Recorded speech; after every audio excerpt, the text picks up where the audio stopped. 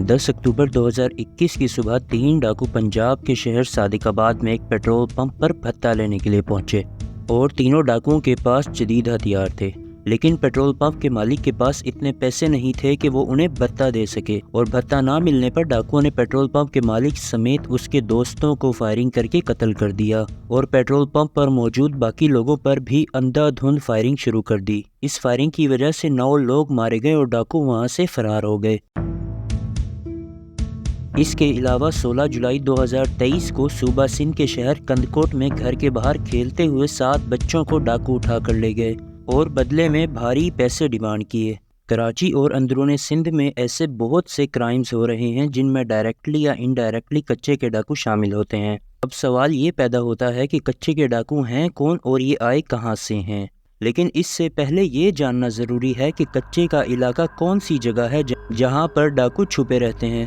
عام طور پر جو لوگ شہر میں رہتے ہیں وہ سمجھتے ہیں کہ کچے کا علاقہ اس علاقے کو کہا جاتا ہے جہاں پر پکے راستے نہیں ہوتے یا پکی سیمنٹ کی بنی ہوئی عمارتیں نہیں ہوتی، لیکن حقیقت میں ایسا نہیں ہے۔ دراصل دریائے سندھ کے دونوں کناروں پر مٹی کی موٹی دیواریں بنی ہوئی ہیں جسے بند بھی کہتے ہیں۔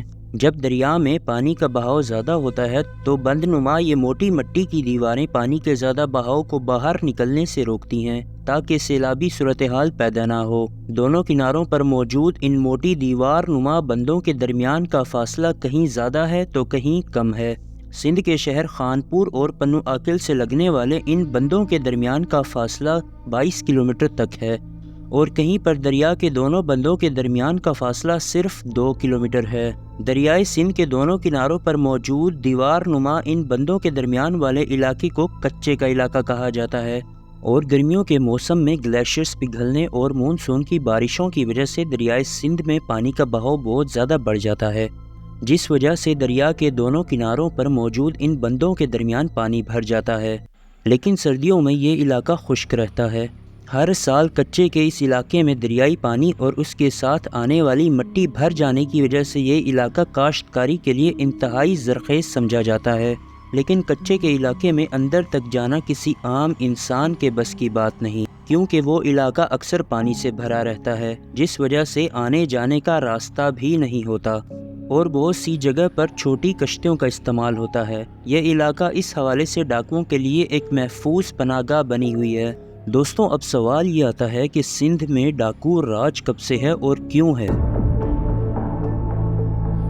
عام طور پر یہ سمجھا جاتا ہے کہ فوجی ڈکٹیٹر جنرل ضیاء الحق کے مارشل لا کے خلاف سندھ میں چلنے والی movement for the restoration of democracy یعنی تحریک بحالی جمہوریت کی کامیابی کے بعد اسٹیبلشمنٹ نے سندھ میں پیپلز پارٹی کے مقابلے میں ایک اور سیاسی طاقت بنانے کا سوچا، اور اسی سازش کے تحت سندھ میں ڈاکوؤں کو انٹروڈیوس کرایا گیا تھا اور انہیں کچے کے علاقے میں چھپنے کا کہا گیا تھا، اور بعد میں ڈاکوؤں کے خلاف آپریشن کے نام پر وہاں موجود جنگلات کو کاٹ کر وہ زمینیں سندھ کے 20 بڑے جاگیردار گھرانوں میں بانٹ دی گئی تھی تاکہ وہ زراعت کا استعمال کر کے طاقتور بن سکیں اور انہیں وقت آنے پر پیپلز پارٹی کے مقابلے میں استعمال کیا جا سکے۔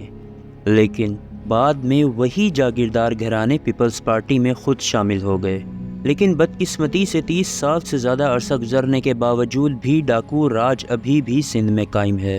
اور آپ کو یہ سن کر حیرت ہوگی کہ پاکستان میں کلیشنکوف پولیس سے پہلے سندھ کے ڈاکوؤں نے استعمال کی۔ اس کے علاوہ راکٹ لانچر سمیت دوسرے جدید ہتھیار بھی ڈاکوؤں کے پاس موجود رہے، جس وجہ سے ڈاکوؤں کو جرم کرنے میں ہمیشہ ہی آسانی رہی۔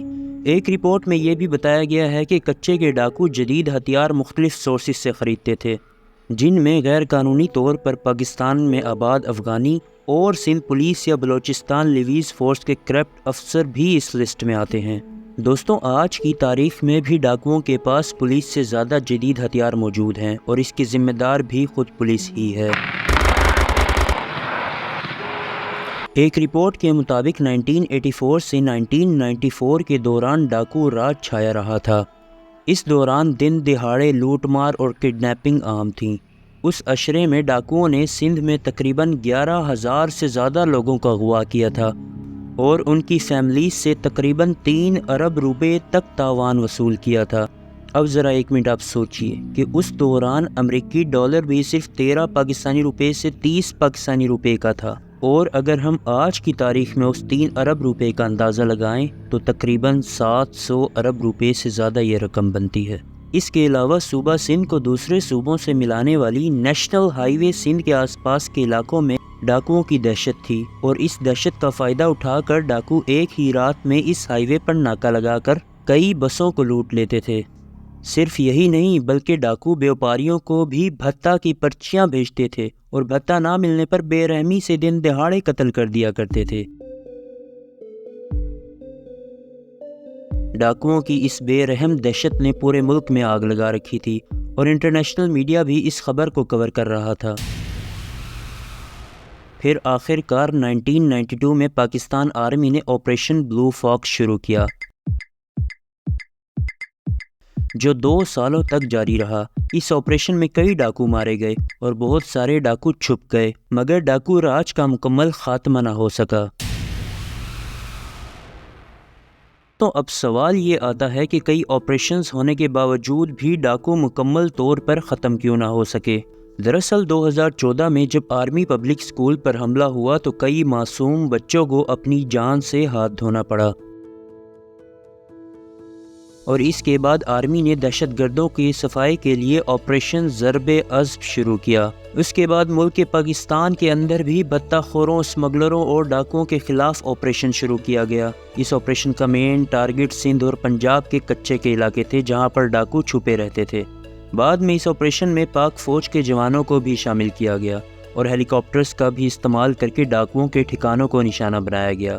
اس کا فائدہ یہ ہوا کہ راجن پور ڈیرہ غازی خان میں مشہور زمانہ گینگ چھوٹو گینگ کو گرفتار کر لیا گیا تھا، اور سندھ میں بھی ڈاکوؤں کے خلاف کئی آپریشن کیے گئے اور کئی ڈاکوؤں کو مارا بھی گیا، لیکن اس کے باوجود ڈاکوؤں کا مکمل خاتمہ نہ ہو سکا۔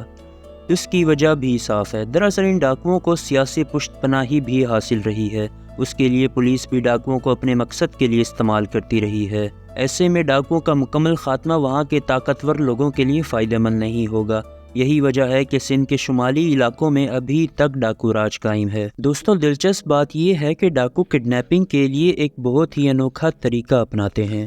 دراصل یہ ڈاکو جن کی بڑی مونچھیں اور سخت آواز ہوتی ہے، یہ لڑکی کی آواز میں بات کرنے کے بعد دوستی کرتے ہیں، اور بعد میں انہیں ملاقات کے لیے کسی جگہ پر بلا کر کڈنیپ کر لیتے ہیں اور بدلے میں بھاری تاوان وصول کرتے ہیں۔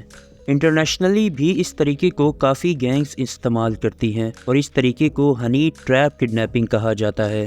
سندھ اور پنجاب کے علاقوں سے ڈاکو راج مکمل طور پر ختم کیسے کیا جا سکتا ہے؟